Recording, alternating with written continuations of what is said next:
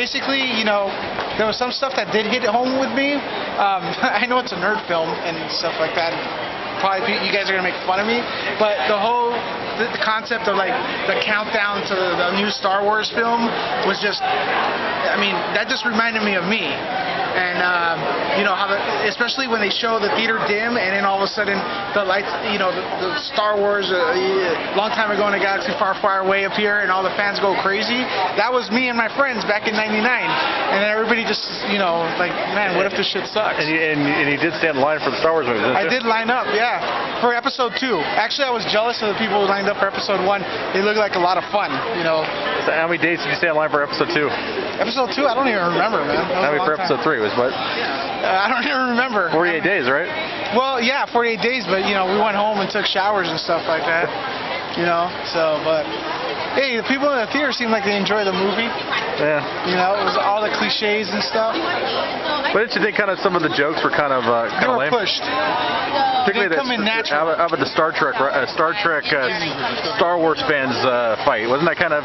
Yeah, it was a stereotype. You see it coming, right? Yeah, it's like a stereotype, you know? It's like a Star Wars stereotype versus a Star Trek stereotype. You know, we're not really like that, I think. Well, I'm not, so... No. I mean, they even exaggerated Harry nose. They made him look, you know, like he could lift his leg. But all in all, there was some stuff, man, that made me think about. I was once a big fan of Star Wars. You know, my mom took me when I was 5 years old, and it was just such a big event as a kid, seeing Darth Vader come out and stuff. And what more could I say? That stuff's gone, right? Yeah, it's gone. I was kind of expecting George Lucas to appear in the film. They had Ray Park in there. They had Carrie Fisher. Billy D. Williams. Billy D. Williams looks just like Billy D. Williams from Empire Strikes Back. Yep. A little bit slower, but one part I did like is one of the nerds ends up telling Carrie Fisher as a nurse that, you know, I love you, and then gives her a kiss, and then she turns around and goes, I know. That was pretty good. Didn't you think? Yeah, that's pretty good. Let's go this way.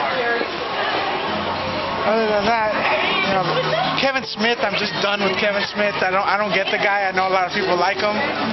He just... If you're a Kevin Smith fan, you may like this film. I know my friend Jason doesn't, you know, likes Kevin Smith but doesn't like this film. Well, Jay was in it, too. Jay and Silent Bob. Yeah, but see, I'm not a, you know, to me that ruins it. Who's the guy? The Indian guy? Oh, was it Danny Trejo? Danny Trejos. Yeah, he's awesome. He's good in anything he does. So there you go. That's a non-nerd aspect of the film. And that gay club, what the hell was that? Oh yeah, that was like ridiculous. It was like... It's ridiculous. It's a ridiculous film.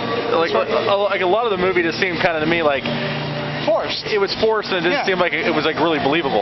Yeah, and yeah, it could have been really good to me. Yeah, because the message of the film at the end was, it's not about the movie. The movie is what got the friends together. You know what I mean? Yeah. Kind of like I met Jason from NukeTheFridge.com. I met him in line for Star Wars. We became friends.